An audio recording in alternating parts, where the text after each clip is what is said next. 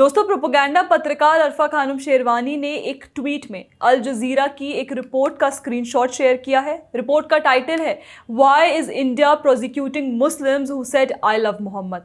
मतलब कि भारत उन मुसलमानों पर मुकदमा क्यों चला रहा है जिन्होंने कहा था आई लव मोहम्मद। अल जजीरा की रिपोर्ट के साथ अरफा खानम बीबी पूछ रही हैं कि क्या कोई इस सवाल का जवाब जानता है। तो मोहतरमा Arfa ji, let me Google that for you.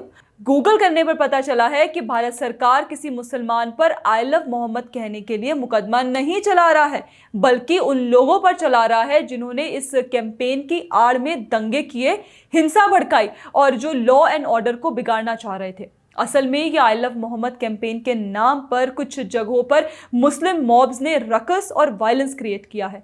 Government उन्हें प्रोसिक्यूट नहीं कर रही, बल्कि उन राइटर्स को सजा दे रही है जो इस नारे के बहाने स्ट्रीट पावर दिखा रहे हैं। लॉ एंड ऑर्डर इंप्लीमेंट करना प्रोसिक्यूशन नहीं है, ये प्रोपोगेंडा है। दोस्तों, इसे ही तो सेक्युलर साइटेशन कहते हैं। अरफा खानम को फॉलो करने वाली भीड़ सड़क पर दंगे करती है, अरफा इनका समर्थन करती है, और जब इनको रोकने के कदम उठाए जाएं तो अल जजीरा इसे भारत में मुस्लिमों का प्रोसिक्यूशन बता देती है। फिर उसे कोट करके अरफा खानम जैसे लोग कहते हैं कि देखो, अब तो बाहर की मीडिया भी यही बोल रही है। अरफा खानम जी, आप स्ट्रैटेजी बदल ही लीजिए, ये वाली तो हम समझ गए हैं। दोस्तों, आपको अरफा खानम के प्रोपेगेंडा को शुरू से बताएं तो आई लव मोहम्मद अभियान सितंबर 2025 में उत्तर प्रदेश के कानपुर से शुरू हुआ, जब बराफात के जुलूस के दौरान कुछ लोगों ने आई लव मोहम्मद लिखे बोर्ड लगाए। शुरू में सबको लग रहा था कि यह अभियान शांतिपूर्ण है, पर धीरे धीरे इस कैंपेन की आड़ में यह कई शहरों में हिंसक प्रदर्शनों, पत्थरबाजी और दंगों में बदल गया। सरकार ने इस अभियान के तहत होने वाली हिंसा और अराजकता को नियंत्रित करने के लिए कदम उठाए। जिन लोगों को गिरफ्तार किया गया या जिनके खिलाफ कार्रवाई हुई, वे अनऑथराइज्ड गैदरिंग्स, पुलिस पर हमले, संपत्ति को नुकसान पहुंचाने और रिलीजियस एनिमोसिटी को बढ़ावा देने जैसी गतिविधियों में शामिल थे।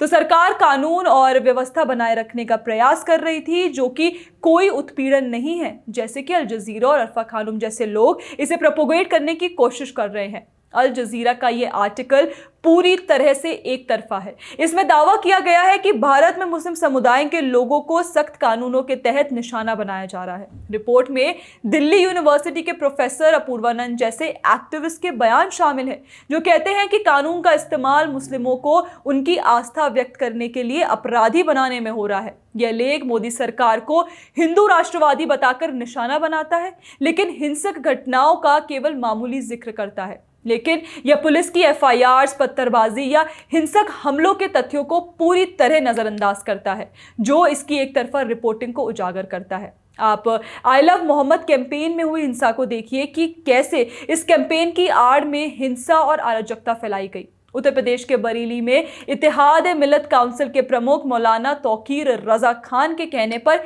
हिंसा फैली। जुमे की नमाज के बाद इस्लामिया ग्राउंड के बाहर 2000 से ज्यादा लोग जमा हुए।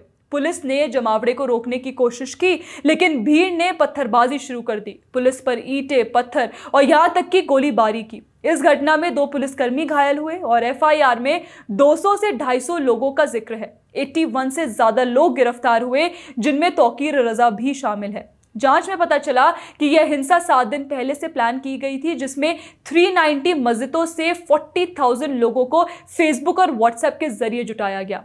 दूसरी घटना कानपुर की है, जहां बराफात जुलूस में आई लव मोहम्मद के लाइट बोर्ड लगाए गए, लेकिन एफआईआर इस बोर्ड के लिए नहीं, बल्कि धार्मिक पोस्टर फाड़ने और हिंसा फैलाने के लिए दर्ज की गई। 24 लोग बुक किए गए, जिनमें 9 के नाम थे। यही घटना पूरे अभियान का ट्रिगर बनी।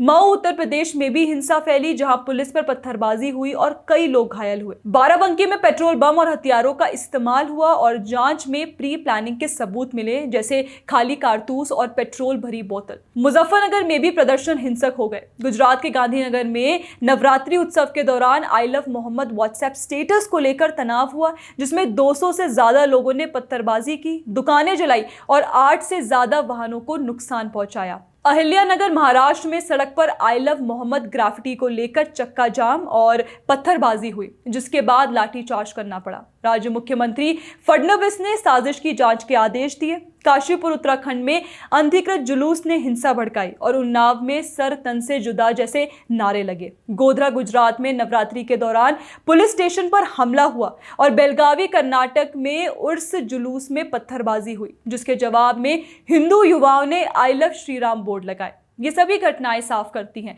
कि ये प्रदर्शन कहीं से भी शांतिपूर्ण नहीं थे।